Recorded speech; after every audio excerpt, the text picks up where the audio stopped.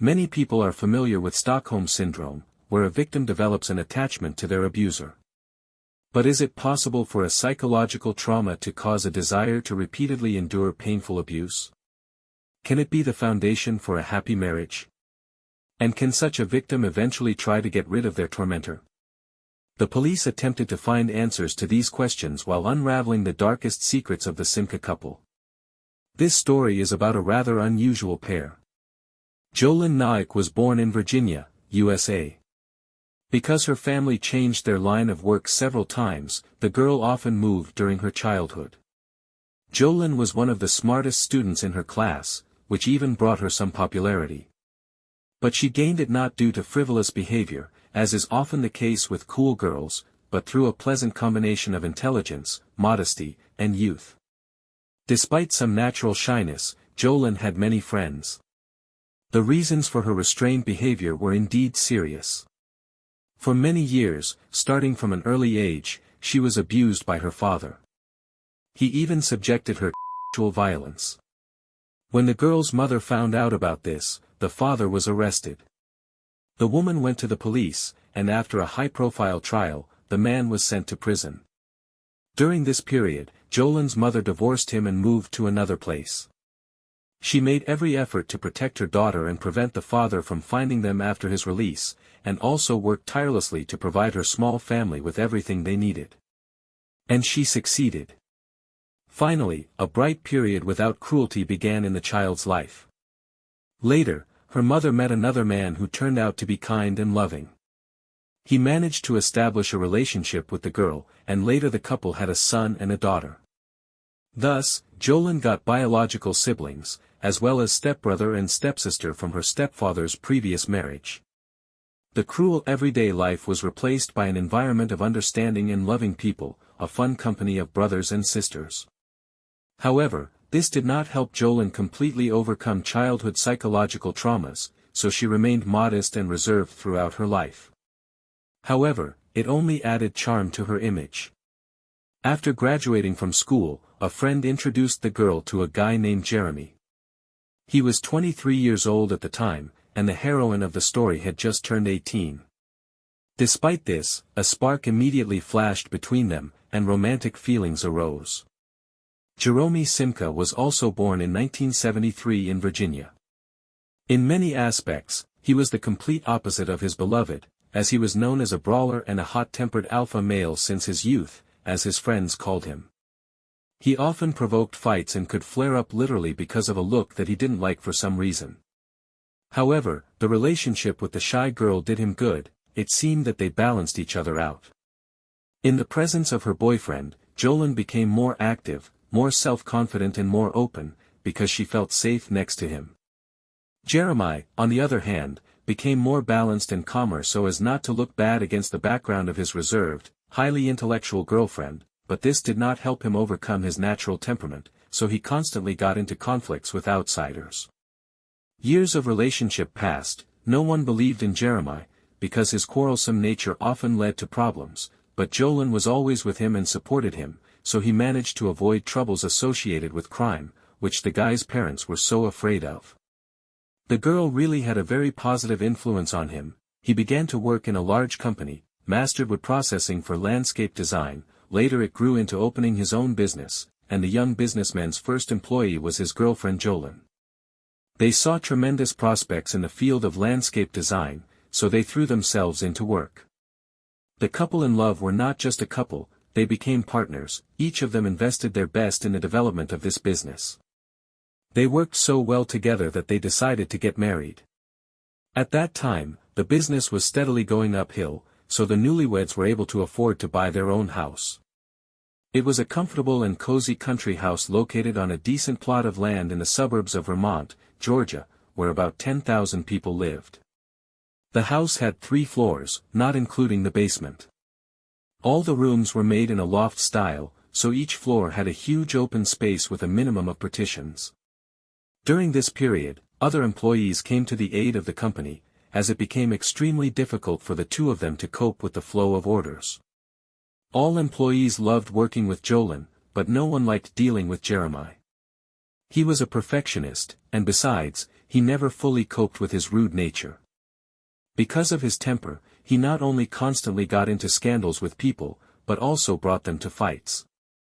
It's not surprising that most of the employees quickly severed relations with the young businessmen. Sometimes even clients could not stand the entrepreneur's hot temper.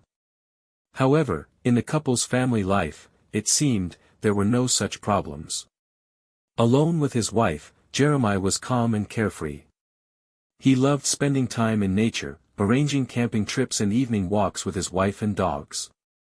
They had 4 animals that lived outside near the barn.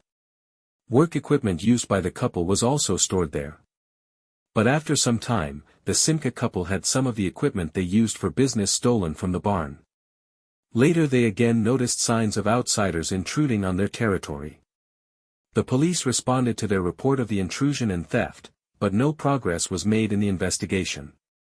All this caused alarm, so the Simka family became concerned about the safety of the house. So they turned their home into a real fortress. Already after the first robbery, alarms were installed on all doors and windows from the inside and outside to track any attempts at intrusion. Let's remind that they kept 4 dogs, and these were large animals, so they could also fight back and drive away any robber. However, by a mysterious coincidence, the dogs ignored both intrusions. Each dog lived in its own personal kennel located next to the utility block. The animals saw the entrances to the site and could observe the entire territory outside the house. Later, additional security systems appeared, such as video cameras. A notification system was installed on the outer doors. If they were opened without the owner's knowledge, a loud alarm sounded inside the house.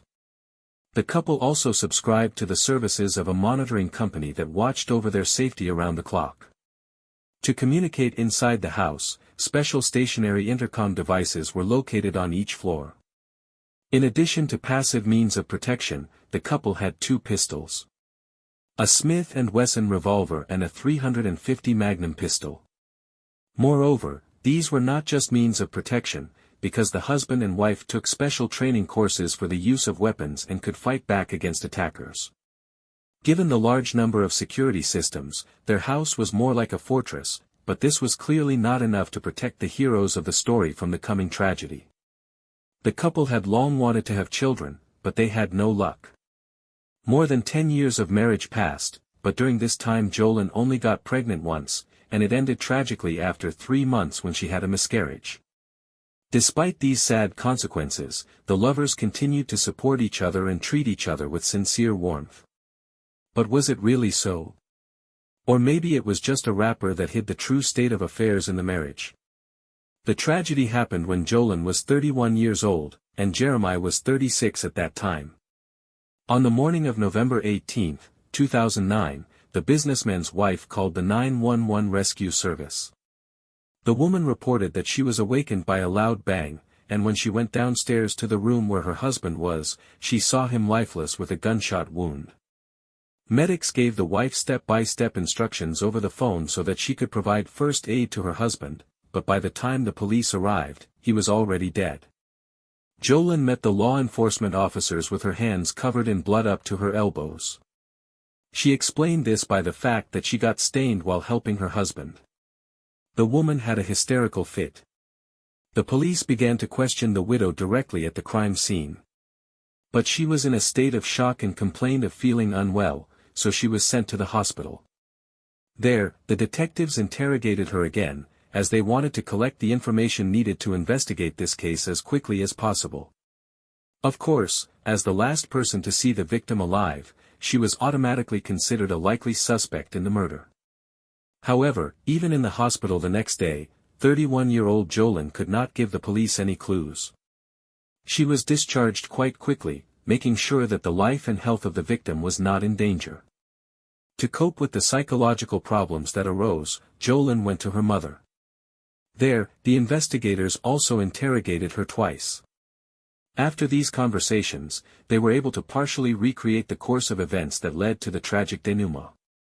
On the evening before the tragedy, the couple was canning pumpkin in the kitchen. Then they went to bed together on the 2nd floor. In the middle of the night, the woman decided to go to the bedroom on the 3rd floor. Regarding this moment, her testimony differed somewhat. At one point she said that she was hot and it was cooler upstairs, then she reported that she was awakened by her husband snoring, which prevented her from sleeping. Anyway, she took a sedative and went upstairs. It is worth noting that in her blood and in the blood of the crime victim, a small amount of an anti-allergic drug was found, which in small doses causes relaxation and drowsiness. According to Jolin, it helped her fall asleep. Her husband also regularly used this means of calming down before going to bed. Around 6 in the morning, she heard a shot. At first it did not bother the woman, because her husband had already shot wild animals that wandered into the yard of the house. Once in this way he shot a raccoon, because he was afraid that the animal could be rabid and pose a danger to the dogs. Half asleep, Jolin thought that something similar had happened this time and her husband was scaring wild animals away from the yard, but she could no longer fall asleep. The woman lay in bed for several minutes, but still did not hear any more sounds. This already seemed strange, because Jeremi should have returned to the house and do the usual morning things. It was already dawn, and at this time the man usually got up. However, there was complete silence in the house. With these doubts, his wife got up and went downstairs to the bedroom on the second floor to check on her husband. When she entered the room, her husband was lying on the bed as if asleep. She pushed him on the shoulder, but he did not respond and showed no signs of life. The wife also felt that his clothes were wet. Looking at her hand, Jolin realized it was blood. The woman immediately realized that her husband had been attacked and the perpetrator might still be in the house. Therefore, she used her radio key to unlock the box with weapons. The woman immediately grabbed the gun and loaded it. By the way, she noticed that the second weapon was missing. It was later found near the victim's body. Having prepared the gun for battle, Jolin heard a rustle behind her back in the corridor. She pulled herself together and fired 2 shots in that direction. But nothing happened. It turned out that there was no one there but her. Holding the gun at the ready, Jolin walked around the whole house, but never found any traces of an outsider. After that, she immediately called the rescue service. The woman was in despair, but tried to clearly follow the instructions of the medics. She asked to call the police at her address. The officers arrived within a few minutes, as the situation was considered an emergency. They tried to enter through the front doors of the house, but they were locked. Then the patrol walked around and found that the back door was simply ajar. Therefore, they easily got inside. Obviously, this is how the criminal could have got into the house. As soon as law enforcement officers entered, just a few meters from the back entrance, they saw the missing revolver on the floor. There was exactly 1 cartridge missing in the drum. The police officer who found the weapon completely unloaded it and took it with him, continuing to move through the house with his service pistol at the ready. At this stage, it was still unknown whether the killer had escaped, so the police were on their guard. So the law enforcement officers reached the only room in the house where the light was on. It was the couple's bedroom. Here, Jolin was sitting on the floor in front of the body. Following the instructions of the rescue service dispatcher, she dragged her husband onto the floor. The wife followed all the instructions exactly to help him. However, it was all a waste of time, because 36-year-old Jeremi was shot in the back of the head and died instantly. Jolin's hands were covered in blood, but she never managed to save her beloved. Next to her lay a pistol, in the magazine of which 2 cartridges were missing. Ballistic examination proved that 2 shots were fired from this weapon that morning. Also, 2 bullets and holes from them were found in the wall of the house, which corresponded to Jolin's story about the shooting in the corridor. Of course, the newly made widow was extremely agitated. She was taken to the hospital for first aid. Medics did not find any signs of struggle on her body and hands. During this period, the police had already spoken with the rescue service employees who received the call. According to the dispatcher, during the conversation, Jolin admitted that it was she who killed her husband. The service worker was not sure that it was a full-fledged confession, so he asked the woman again. And she corrected herself, saying that she misspoke. Law enforcement officers understood that this phrase could have inadvertently escaped from the lips of a shocked woman. Therefore, they were in no hurry to accuse her of murder, although it sounded really strange, so they started an investigation. First of all, forensic experts carefully examined the house where the couple lived. The gun found near the victim was sent for examination, as well as the found revolver without one cartridge in the drum. It was proven that Jeremi was shot from the revolver, but the pistol that Jolin used for self-defense after finding her husband's body was clean. It seemed that her testimony was confirmed. She loaded the weapon and fired, but the strangest thing was that her fingerprints were not found on it. At the moment the victim was found, Jolin wasn't even holding it in her hands. She did not try to resist the officers who arrived, the weapon was just lying on the floor. Later, gloves were found on the territory of the house, on which traces of DNA of both spouses were found. The check showed that it was an ordinary inventory that was used in everyday life for work in the garden. Both the husband and wife were engaged in this. One delicate circumstance confused the detectives. Throughout the house, in the bathroom, bedroom and other rooms, a large number of various sex toys were found that were clearly used. However, at the initial stages of the investigation, it seemed that this had nothing to do with the crime. Investigators assumed that the couple just liked such adult games, but later they returned to this find. The question remained how the attacker could have entered the house. The woman claimed that any attempt to enter the house, fortified like a fortress, would have caused an alarm. The alarm, cameras and other gadgets should have worked. In addition, she did not hear the dogs barking, and they definitely would not have let a stranger in. Police tried to find out if any of the family's ill-wishers could have bypassed all the obstacles and gained access to the couple's weapons. According to Jolin, shortly before the tragedy, they moved all the weapons to another place. Before that, the means of defense were stored in a special safe, in fact, in plain sight. But they were expecting a visit from a bank representative, so they removed the weapons so as not to embarrass an outsider. The couple planned to take a loan to buy a plot of land located on their territory. They had occupied it and used it for a long time, but they finally wanted to legalize it. According to the widow, that's why the weapons were moved to the bedroom, which allowed her to easily use the pistol after the alleged attack. However, when the detectives called the bank that the widow had told them about, her words were not confirmed. No one was going to give them a loan, so there was no question of any plans to visit the house. But why did Jolin lie? The widow herself could not explain this untruth. After that, the police began to check the records from the video surveillance cameras of the affected family. On the evening before, at 2200 hours, it was seen how Jeremi went outside. He tied each of the dogs to the kennel and went to bed. No one else entered or left the house until the police arrived. The detectives understood that the animals should have alerted the owners about the intrusion of a stranger. When the called patrol arrived at the scene, the dogs were barking incessantly, but why didn't they react to the killer?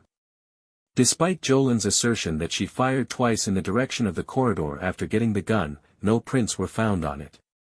This looked extremely suspicious, because she should have left traces, unless she tried to deliberately destroy them. But why would she need it? Exactly the same situation was observed with the revolver found on the lower floor when forensic experts conducted an examination. There were also no traces on the weapon, as if someone had deliberately cleaned it completely. In general, when examining the front doors and all the rooms of the house, no fingerprints of outsiders were found. At the same time, ballistic examination established that the shot in the back of the head was made literally point-blank, from a distance of 2 or even 1 centimeter. The killer had to actually lie next to the victim on the bed or stand very close to it. The crime was clearly of a personal nature, because nothing was stolen from the dwelling. All valuables, as well as the couple's personal belongings, money, and jewelry remained at the scene. Perfect order reigned in the house.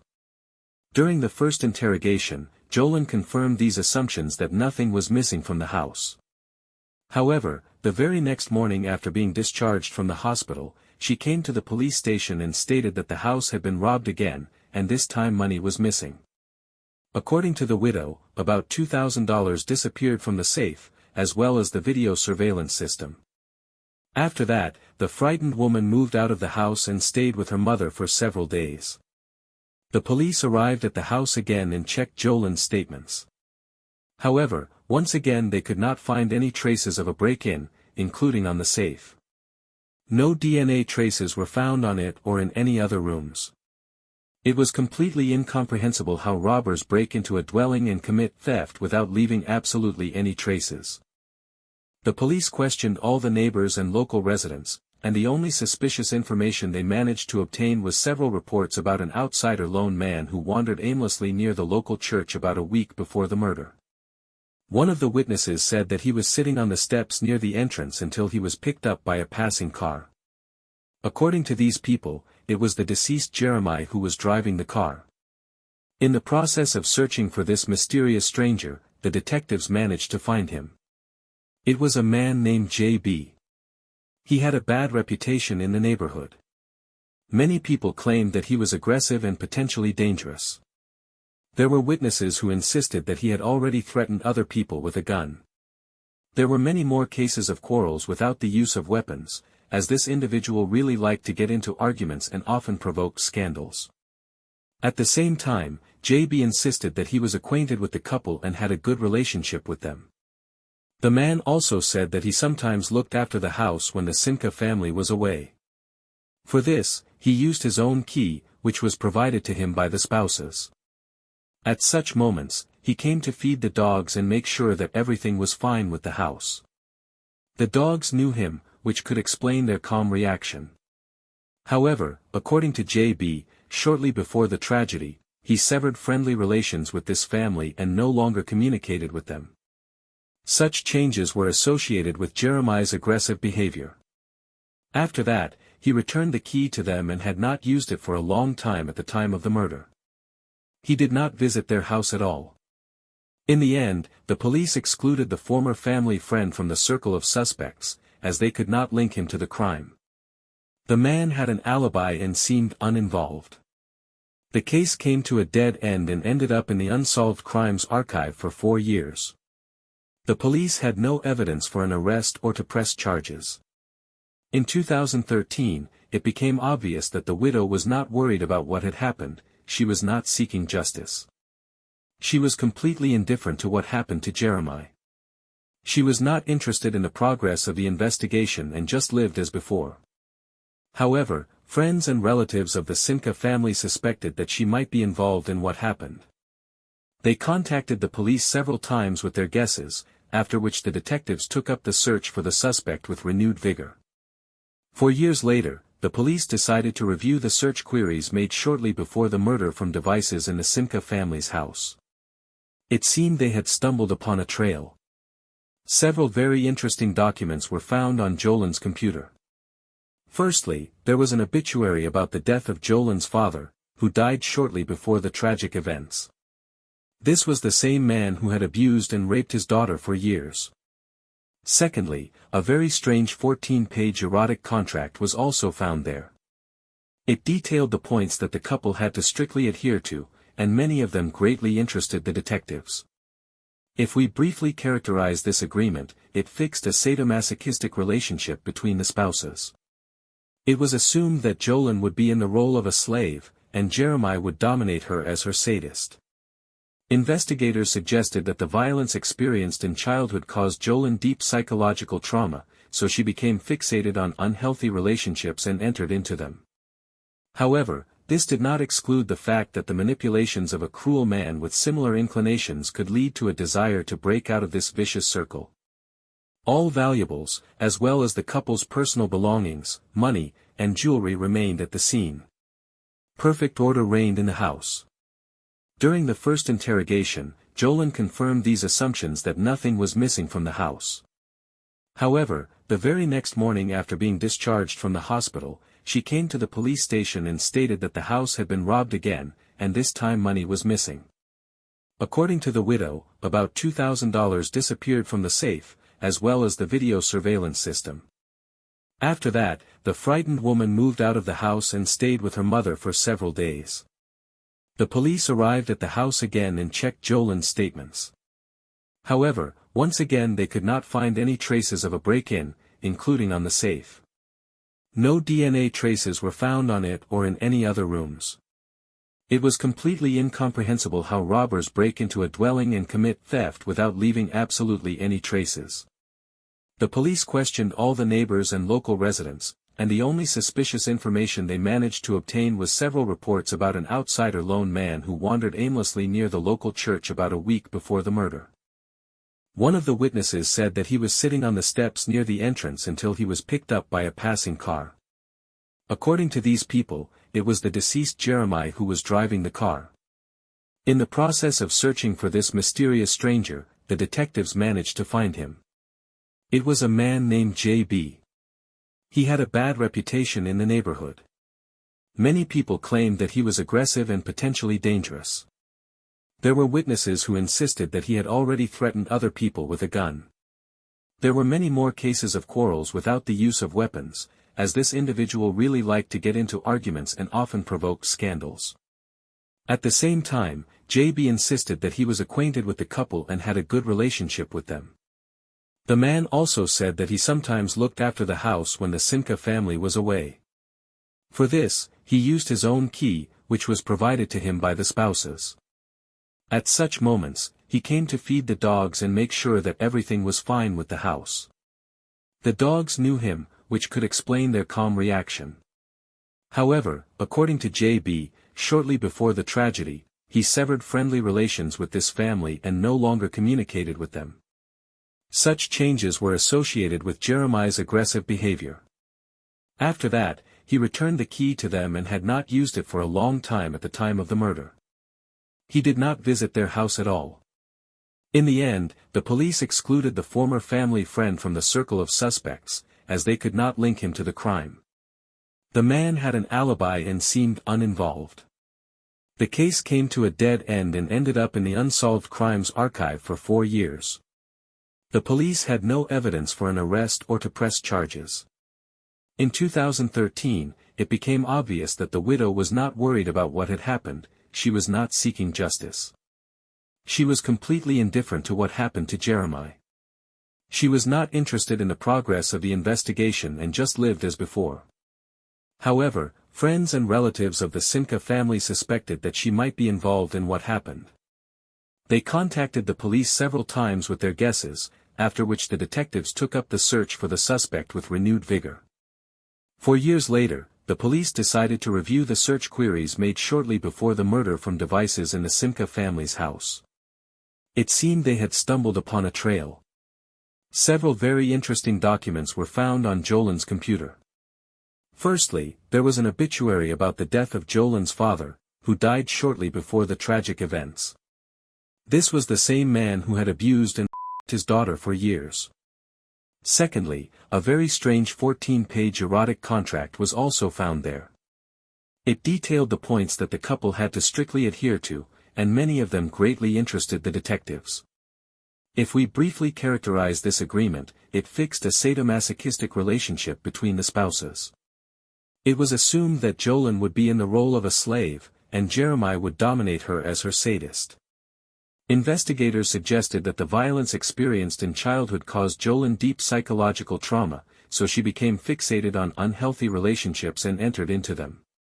However, this did not exclude the fact that the manipulations of a cruel man with similar inclinations could lead to a desire to break out of this vicious circle. The 14-page erotic contract of the Simka couple detailed various points, including completely bizarre ones. For example, sometimes Jolin had to refuse to shave her legs and armpits, not follow the rules of hygiene. She could not go for a consultation with a gynecologist without her husband's permission. It turned out that lately the husband had financial difficulties, and the motive could be compensation from life insurance. Also, a lot of photographs and videos of sexual acts with elements of domination arranged by the couple were found on the computer. All this took place in the basement, and it seemed that Jolin felt disgust for what was happening and pain. However, during the interrogation, the widow denied that she really disliked it. The woman claimed that all this happened by mutual agreement. According to her, these suspicious facts were a role-playing game, so she had no problems with their specific intimate closeness.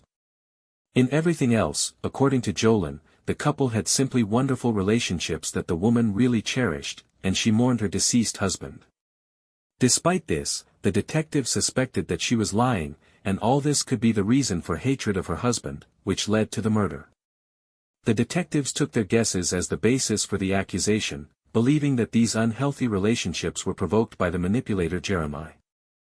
Despite the fact that the widow claimed that the contract was rather of a joking nature, everything was real, and her husband forced her to relive again and again what she faced in childhood. Jolin was literally a slave in her own house, and in the end it prompted her to get rid of her tyrant husband. The detectives were convinced that it was not for nothing that she reread her father's obituary over and over again, thus trying to cope with psychological traumas. But when she saw analogies with the way of life to which her husband had forced her, it became the last straw. On February 19, 2014, Jolin Simka was arrested and charged with murder with aggravating circumstances, assault, and falsification of evidence. It was assumed that no one else could have committed this crime. The defendant's lawyer argued that the police did not conduct a thorough investigation, not considering other suspects, and immediately grabbed onto their first guess. Investigators did not try to find justice, but immediately wanted to accuse the widow of murder and focused all their efforts on this. At the same time, according to the defense, JB was a more suspicious person who had repeatedly demonstrated inadequate behavior, knew the security system in the house, was familiar with the dogs and had access to the house. But despite this, he was excluded from the list of suspects after the first interrogation, although his alibi was rather doubtful. Jolin Simka herself denied her involvement in the murder.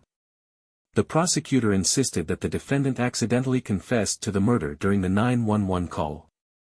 This recording was shown as evidence. It was also suspicious that all fingerprints and DNA on the weapon were wiped off, which also pointed to the widow, who, moreover, was an excellent shot. On October 20, 2017, the jurors went to discuss the verdict in this difficult case.